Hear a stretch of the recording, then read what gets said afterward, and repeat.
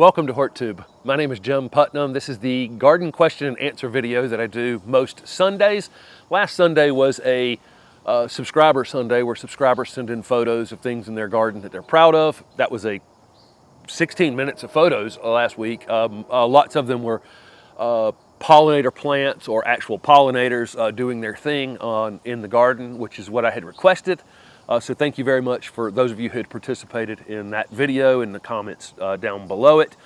Somebody had made a comment about if you want to, if one of those photos in that video is yours, you can timestamp it and add some additional information if you want to. So down in the comments you can say it, 6 minutes and 5 seconds or whatever it is, this is my garden. If you want to do that and add any additional information that I don't add on the screen because it was so many photos. But if you want to do that, you can. Let's see, this past week I put up a little neighborhood walk around what's looking good in the fall video. I put up another large screening plant video, evergreen screening plant video. That's the second one of those. So if you've watched that one, there's like 20 plants in it, but there was another one that went up that I think had 22 plants in it already. So that's 42, and I have almost a third video to edit as well. So every time I'm running into something, I'm shooting 30 or 45 seconds of it, and then it's going in the appropriate video that it matches, whether it's small plants, medium plants, large plants, ground covers, shade trees, whatever. Lots of those videos are coming. And again, if you're watching one and something you like's not included in it, it's coming or it was in the previous video. Let's see, what else? Oh, and then if you're watching one of those videos where there's 20 plants in the video and I only talked about it for 30 or 45 seconds, I probably have an individual plant video for that plant. Likely I do. I mean, there's 1,300 videos on this channel and 300 of them are probably just individual plants.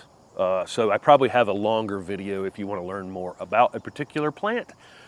And then the new Garden Plants with Jim Putnam channel got another video this week, and I think another, probably 2 before you're watching this video will have gone up on that channel this week. And that channel is nothing but individual plant videos. There's construction going on across the street, I'm guessing you can hear. And back here on a neighbor back here, I've got a tiny house going in behind someone's house over here, and serious construction across the street. So I don't know how much of that you'll be able to hear during this video. I would imagine some, because I've heard it every minute. Let's see. Somebody asked for the total storm amount of water that we got from Hurricane Ian, which was Tropical Storm Ian by the time it came through here. We got about 2 inches of rain here. It happened over an entire day. What we have been getting is 2-inch rains where it happens in 45 minutes and the water just runs off and you get flood warnings. So that was nice to have it over the course of a day. I hate that thing was so devastating to folks in South Florida. It was awful, really an awful event. Let's see, what else have I got? Okay, let's just get to some questions. Somebody talked about, I've mentioned several times that when you first plant an Alyssium in the ground, they can wilt repeatedly. And it looks like they're not very drought tolerant, but once they're established, they're very drought tolerant. I have several here in the landscape, and they all went through that about wilting, and then they eventually get themselves rooted in, and I haven't had to give them any extra water this year after last year really just having to baby them. Somebody said they had a viburnum doing the same thing. I think that's okay in the first year, that there are some plants that just have a more difficult time adjusting from a container to the ground if you're having to water. If it's in the second or third year and that plant's still wilting, it's probably just in the wrong spot. It might be, a hydrangea macrophyllus will do that. It might be that it needs a little bit more shade in your area, or it needs a bit more, an area that's not as dry, or maybe it's not raised up as much, or something. Something needs to change at some point, because that plant, if it's struggling summer after summer after summer, it's probably never going to perform at the level that you want it. But, first year wilting, fine. If you're into the second or third year and it's still doing it, it might be a plant that I consider moving.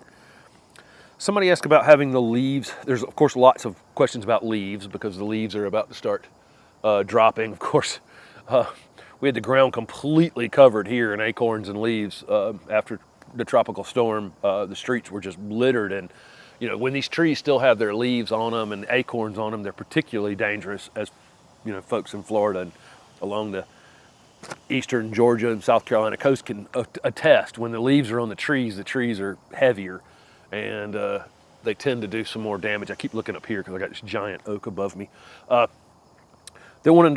somebody wanted to know about how, you know, leaving leaves up against the foundation, if that was problematic.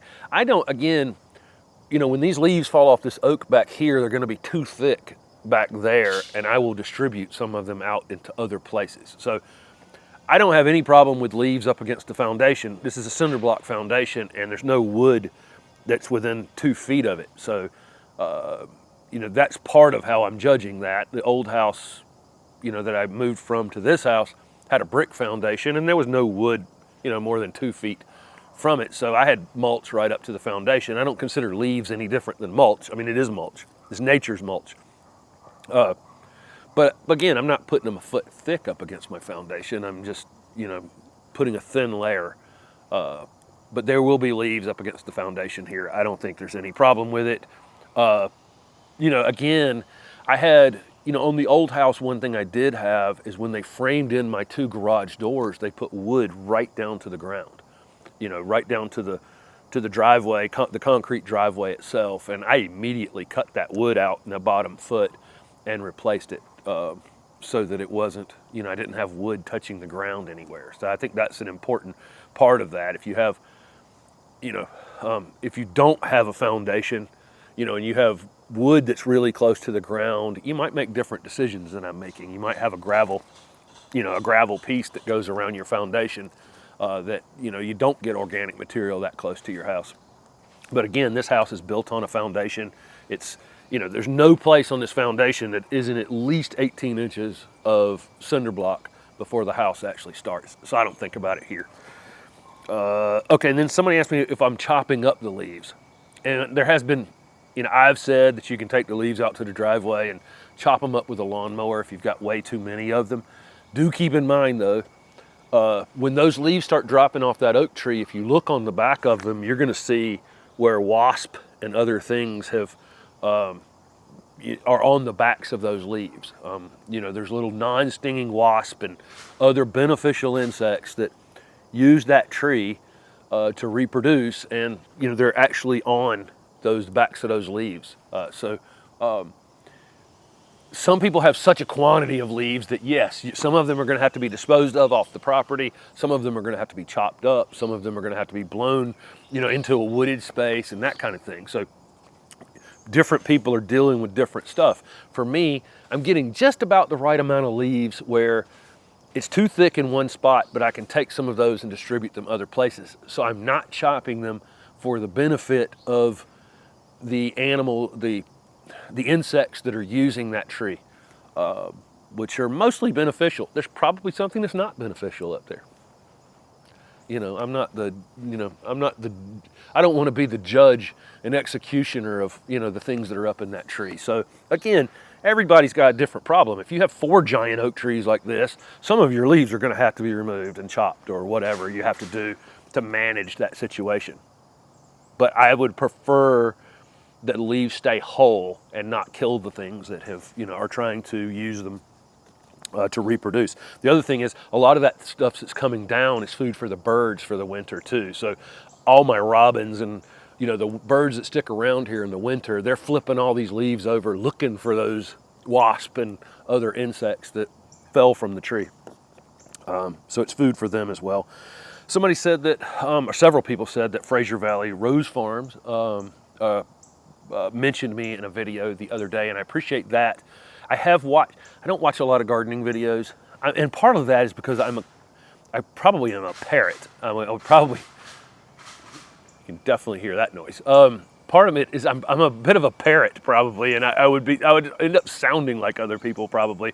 And I watch a lot of YouTube, but I tend to watch, you know, everybody has the thing that they like, you know, watching on YouTube, and so I don't watch a lot of gardening videos, but I have watched his gardening videos, and he is well informed and extremely knowledgeable. And you know, I can pretty quickly tell when somebody is, you know, not guessing or just reading tags or whatever. It's one of the reasons I went up and visited Erin, the impatient gardener, because I think she is very knowledgeable, a very knowledgeable gardener as well. And so, and he definitely is. So I appreciate him calling me out, and I'm doing the same for him because his channel is great. That's Fraser Valley Rose Farm. Let's see. Somebody asked about what trees would be complementary to wax myrtles. They had watched that screening plant video and wanted to do what I've always talked about, was using a mixed screen. Don't plant. It's best not to plant all of the same thing in a long line, because if some problem comes along, then you're going to lose your whole screen. And for wax myrtles, that can be something as simple as ice. Ice can be very destructive to wax myrtles. So imagine if you had a 100-foot line of them, potentially destroyed by ice. I love wax myrtles, but it'd be easier to clean up after 3 of them than it would be 50 of them for an ice storm or something like that. I mean, if you're already using a native like wax myrtles, you could definitely blend in the Elysium like I just talked about. There's lots of Elysium varieties that would look great, mixed in. They're going to take similar conditions. If you have a spot that will grow wax myrtles well, likely those would as well. And then something like an English laurel, some sort of larger growing English laurel, like a West Coast laurel, something like that, would work great in a similar space where wax myrtles would perform well. So that's what I'm kind of guessing there. But yes, it is, if you can, it's best to use a mixture of things in your screen. And it's the best just in all cases. I mean, the more diversity you have in your landscape, the more likely you have a place for the beneficial thing to hide that will take care of your problem things. And so, that's what we're doing here. If you pick 8 varieties and you go all in on 8 varieties in your entire landscape, when you have an insect or a disease problem or an insect problem come along, it'd be nice to have a place for the beneficial insect that could help you out to have a home. You're probably not going to have that if you only have 8 varieties. So there's hiding places for bad things and good things out here, and they're just doing battle. And in the long run, I end up with a spot here and an eaten leaf here, but the overall garden looks great. Let's see. So how long after a stump is ground to start planting? I had the maple tree that was diseased in the front garden here. Was one of the first things that happened here when we started this project, was that red maple came out and the stump was ground. It was about 6 months after that when we started the project in the front garden, and I just planted directly into it. I had spread out all those wood material from the roots, and I just literally planted directly into it about 6 months after it was ground. I will tell you that they will not, this was an oak that these people had, the stump was being ground. It was an oak that was threatening their car or something like that was in the question. They won't get that whole stump. When you're watching somebody do, stump grinder, you really want to make sure that they're starting out with the roots and working their way into the middle, or starting in the middle and working their way out and trying to get those roots that go out from it. A lot of times that stump grinder makes a large pile of material really quick, and it makes it look like, wow, that whole stump must be ground. It's just hiding there's still stump under it's still stump under. In fact, I've never, a large tree removed and a stump grinder used afterwards, I've never removed that material or spread that material out and not found additional big roots or parts of the stump. It really needs to be done twice to be really effective. So keep that in mind. There'll probably be some wood material that you're going to have to work around, regardless of how well you think the stump got ground. And that's the case with that red maple. There's still roots out there that I battle when I plant things out there. Okay, but 6 months before you start planting, at least. And that stuff that's out there grows like crazy. So it's a great planting bed, but I did wait a little bit. Let's see. Somebody had just wondered if I was going to cover shade trees and ornamental trees in these multi-plant videos. Yes, they're definitely coming. And some of that might be with Mark Wethington over at the Ralston. I've talked to him about helping me out with some of the more interesting trees that are over at the Ralston, so it's not just the same, 10 ornamental trees that we might, redbuds and dogwoods and whatever. So we might I want to add some more interesting ones to it. Okay, how close is too close to the foundation for dwarf Burford hollies? I talked about dwarf Burford hollies in the medium size and the large size video. I put it in both of them because I've seen dwarf Burford hollies 12 feet tall and 12 feet wide. I actually had one at the nursery that was that big. And then I've seen people keep dwarf Burford hollies down 3 feet tall forever, which is about the size a Carissa holly gets. So it would probably been easier to just have a Carissa holly to begin with. Or I've actually seen Carissas 5 feet as well, but Carissa's super easy to keep 3 feet. I wanted to know how close. I mean, it depends on, honestly, at the end of the day, it depends on how tall are you going to keep them. If you're going to only let them get 4 feet tall, then you're probably never going to let them get more than 4 feet wide. So you'd put them about 2.5 feet from the foundation. If you're asking me whether they're going to hurt the foundation, no, probably not. They do anchor themselves in quite well, hollies do, but I've never seen one damage a foundation. Even giant Christmas tree size hollies people have at the edges of their foundations. I've never seen them, damage one. So if it's a root question, I don't think that matters all that much. It's really a how tall are you planning on keeping it question. If you're letting it get 6 feet tall, I think in order to look pretty decent, it probably needs to be 4 or 5 feet wide. So you just split that in half and get it at least that far out from the house. So that would be, if you're never going to prune them, they probably need to be 6 feet from the house because that's how big they get, which nobody's going to do. That's just going to look weird. Okay, and keep in mind, there's no permanent landscaping like that. There's no plant that you can put on your foundation and expect that 30 or 40 years from now, it's going to look good. So keep in mind that after 15 to 20 years, it might be that you're going to back a pickup truck to them and rip them out of the ground, or saw them off right to the ground and let them just come back from the roots. So I don't think that most ornamental landscaping outside of like shade trees and ornamental trees and some of your screening pieces that you're going to have for more than about 20 years before they're going to be woody and need to either be hard pruned or replaced. And somebody right now is watching that and going, yeah, my landscape's about 25 years old and it looks it looks rough.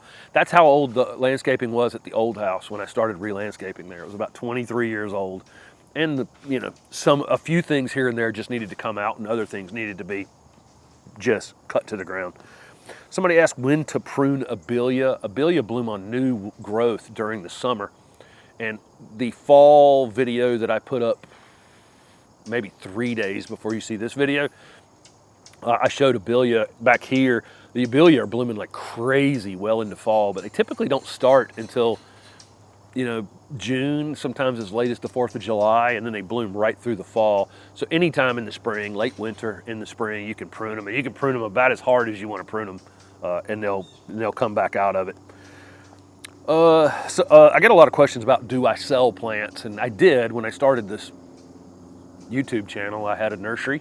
About a year into the YouTube channel, I had sold the nursery property, became houses, and I still had a garden center and a retail location at the Raleigh Farmers Market.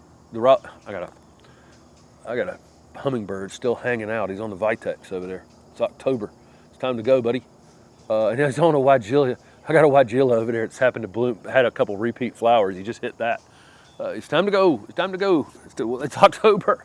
I don't even know what the heck I was saying. Oh, do I sell plants? So I'm easily distracted, as you can tell.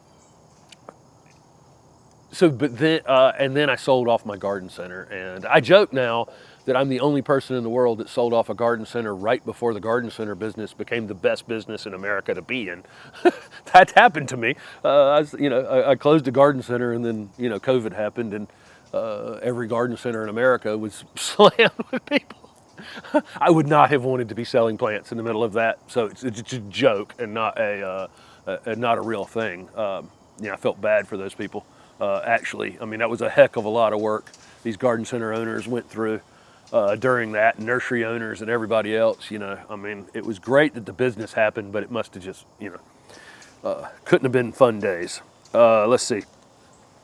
So deer resistance is always a thing that comes up, and I've just kind of stopped talking about it as much. It's just, there's virtually no plant out there that they won't at least sample. And so the problem is if you have a herd of deer, even if you have something like in the mint family or an Elysium or some sort of osmanthus that we know is very deer resistant or even considered deer proof, it doesn't mean they won't come along and figure out that they don't like it. And if you have herds of them, that can be significant damage done to plants that even, they decide they don't like, but they damaged it deciding that they didn't like it. So I've kind of stopped, that includes even boxwoods. It doesn't mean they won't try them at first to find out that they don't like them. So what I thought I'd do in this video is ask gardening questions for next week's question and answer video down below this video in the comments. And also, if you've got something that's never been, if you've got deer problems, don't put a list down there if you don't have deer problems. It's important that you have some experience with deer. If there's something in your garden that's never been sampled, ever been sampled, put it in the comments down below.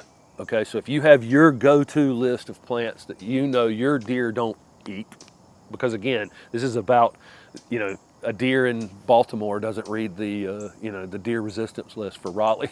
They just don't. And let's see how many repeats are down there. So any of you that have experience with this plague of deer, let's hear the plants that are your go-tos. And let's see how many of those are repeated. Again, I'm just not talking about it much in videos anymore. If you have deer-related issues, unfortunately, some things that I say are deer resistant are not to your deer. And some things that people, arborvitae, which they'll limb up into little pom-poms, don't get touched in your landscape for some reason. Just no rhyme or reason to it almost. So somebody asked how long before the Golden Falls Redbud over there loses its leaves. We're losing leaves early on things this year because it's been so dry, except for that tropical storm rain. Other than that, we haven't had rain in a month. I can see a little bit of color change in it across the garden here, but for the most part, we're late October here in Raleigh before we're seeing leaves really start to drop off. And so usually around the fair, our state fair's in Raleigh, right down the street from here, and it's later in October. Sometime after that is when we really see the leaves just all coming off. Unfortunately, these new hybrid redbuds don't have the great fall color that our regular native green redbuds, which I have one back here that you can't see, but I'm pointing at it. It's coloring up, and they get that beautiful gold coloration on them. They're great fall color on our native redbuds. Some of the hybrids that are already gold, they don't really color up that way. They just, they turn brown and fall off. So what we've gained in some of the interesting foliage during the season and the interesting shapes or weeping habits, we've lost, the great fall color that our native redbuds have. So, there's always trade-offs. Let's see, the east-west orientation of this house.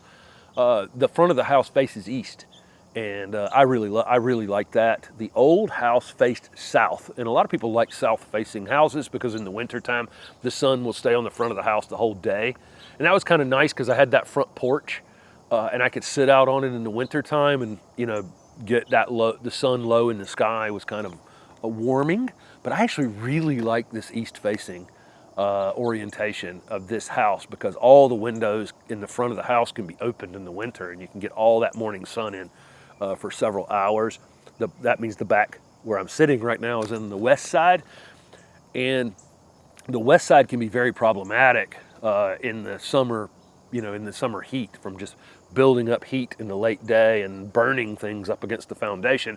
But with this oak back here, I don't have that problem. It's not that hot back here. So I like the east-facing house, but I think you do need some sort of shade because your backyard, if you have a deck or some sort of outdoor cooking space or entertaining space, it's going to be ridiculously hot that time of day that you would be entertaining people without some sort of screen, some sort of shade on it. So I'm kind of lucky to have that tree back there for that reason. There's Holley she's actually going to make an appearance in the video. Can't reach you back there. Okay, there you go. All right, so there's Holley. So somebody asked if they should keep all the growth of a screening plant on their side of a property line. This is a great question. I was lucky in the last house I was in where I really did need to have a screen because there was a house just like right, I had a giant lot, but somehow the developer had managed to put a house right in my backyard. The house was sideways on a lot. The lot was wide this way, and my house was sitting this way on it rather than, that way, that along, easy for me to say. Rather than this way, it was this way, which put the house behind me, sitting right behind me. So, but that neighbor was great, and I just told him, hey, I'm going to plant these right on the property line, and we discussed it, and so, had ligustrum and hollies and some other things, and a mixed screen along on the property line. And I actually staggered them back and forth, but we had a good relationship. So, I would recommend, having that conversation if you actually like the folks living next to you. Have the conversation. You both probably want the same outcome of having some privacy in your own landscape. And so if that's the case, work out some sort of agreement where, every other one is, because I also like to stagger plants, instead of putting them in a perfectly straight line. And so maybe one goes on their side and one comes back on your side and one goes on their side. Again, the growth is going to end up on both sides. So that's the civil, people can get along answer. And then there's the, I hate my neighbor because of whatever reason. There's almost no way to keep all the growth on your side if you're planting these big giant things. So if you're planting green giants or Leyland cypress, which probably not many people are doing anymore, but even a magnolia or, these things that get super wide over time, it'd be almost impossible not to have some of that growth go over on their side. So if you're concerned about it, you need to pick something that's narrow enough that it's going to be a long time before it becomes an issue. Any upright hollies like oak leaf or Oakland or that golden Oakland holly, if you're in the warmer, much warmer areas, things like podocarpus can be, kept, super tall and narrow. But it's a tricky question. And I'll take something, if you read the tag on something and it says it gets 4 to 8 feet wide eventually, you probably do need that thing about 4 feet onto your side of the property in order, it's going to get wider than the tag says though. So, 15 years from now, it's going to start invading onto your neighbor's side. And I think that's just kind of life. I think if you did the math on what the tag said and you split it in half and that's how far you moved it from the property line, you kind of did your due diligence. But ultimately, it is going to end up on their side a bit. But again, I wish people could just be civil. It just makes the most sense to just put it right down the line and then just rotate them side to side to side. But, that's not the world we live in. Let's see. When to prune Petalum. There's a purple Petalum right here. These bloom super, super early in the spring. And almost anything that blooms super, super early in the spring is something you prune after it flowers. So, keep that in mind. If it's an early spring blooming thing, you would not want to prune it at this point. You would prune it after it flowers in the spring if you care about the flowers. If you don't care about the flowers, you could do it in the late winter before it flowers. It still flower later in the summer, but after it flowers. Oh, let's see. Somebody asked if I'm a lefty. Yes, I am. I write left-handed. And I throw right-handed, and I kick left-footed, and I bat right-handed. So what is that? I don't know. But if it's only my writing hand, yes, I am left-handed. Let's see. Somebody's beautyberry is weeping. They have to cut it down every year, and I'll do the same thing with my Calicarpa americana out front, my American beautyberry, because I can't. It'll try to get 12 feet tall if I don't. So I'm going to cut it down about 3 or 4 feet below where I want to keep it. I actually cut it a second time around the 1st of June. They don't start flowering until late, you know, till midsummer, and the berries set in the early fall. So that's what I do, is I cut it 4 feet lower than I want to keep it, and then I let it grow about 2 feet, and then I'll cut about a foot of that growth off, and I have found that that strengthens the whole thing up, and I don't get that crazy elongated growth that gets super, super floppy. Now, I learned that at the nursery, because if I grew my my American beauty berries in a container all season and never pruned them, they were floppy mess, and I couldn't get them to, like I say, I sold at the Raleigh Farmers Market. I couldn't get them in the truck and get them to the farmer's market without knocking all the berries off of them. So what we started doing is around the 1st of June, maybe mid-June, we just cut the things in half again, and that only allowed about this much growth to come back on them again, and that's where all the berries were, and they were beautiful and showy, and I sold them quickly and I could transport them well. So that's where I learned that. It's like Autumn Joy Sedum, or there's a lot of fall blooming things, even like something like asters, that can come up and just grow and grow and grow and grow and grow, and by the time they bloom in the fall, they're flopping over. So, you know, a lot of those things can just be pruned again in June, and to encourage them to thicken up some and support themselves. So that's the last question for this week. I appreciate everyone's participation. Again, ask questions down below this video for next week's question and answer video, and also any deer resistant plants that are in your landscape if you have experience with deer. And thanks again to Fraser Valley Rose Farm for the shout out for my channel. Thanks for watching.